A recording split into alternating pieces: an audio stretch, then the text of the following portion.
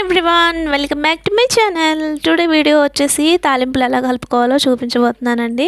కూరలు అన్నాక తాలింపులు అనేవి మస్ట్ అండ్ షుడ్ కదా, అందుకని మీకు ఏ విధంగా కలుపుకోవాలో చూపిస్తున్నాను. ముందుగా అయితే పచ్చిశనగపప్పు 100 గ్రాముల దాకా అయితే తీసుకున్నాను. నెక్స్ట్ జీలకర్ర అండి, ఇవి కూడా 100 గ్రాముల దాకా అయితే తీసుకున్నాను. నెక్స్ట్ ఆవాలండి, ఇవి కూడా 100 గ్రాములు తీసుకున్నాను. ఇవి సాయి మినపప్పు అంటారండి, మీకు తెలిసే ఉంటుంది, తాలింపులోకి వాడతారు.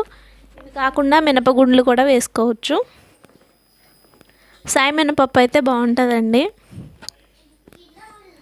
చూద్దాం ఎలా కలుపుకోవాలో, ఎంత క్వాంటిటీలో. ముందుగా అయితే ఒక ప్లేట్ తీసుకున్నాను. ఇవి 100 గ్రాముల దాకా పచ్చిశనగపప్పు వేసుకున్నానండి ప్లేట్లోకి. ఫస్ట్ టైం నా ఛానల్ చూస్తున్నట్లయితే ప్లీజ్ సబ్స్క్రైబ్ మై ఛానల్, మర్చిపోవద్దండి.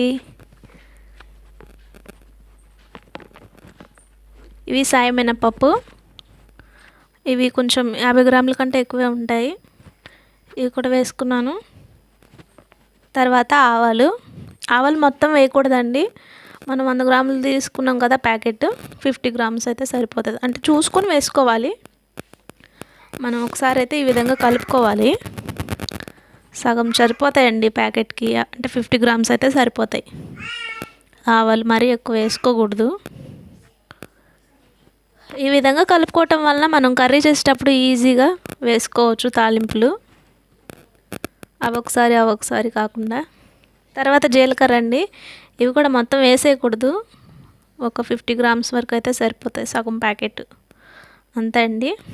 మొత్తం అయితే ఒకసారి కలుపుకోవాలి. మనం ఒకసారి ఈ విధంగా కలుపుకోవటం వల్ల కనిపిస్తుందండి ఏవి తక్కువైనాయి అనేవి, దాన్ని బట్టి వేసుకోవాలి.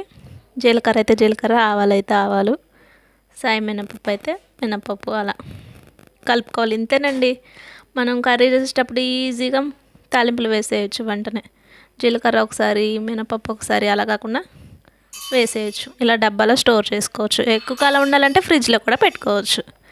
Thank you for watching my video.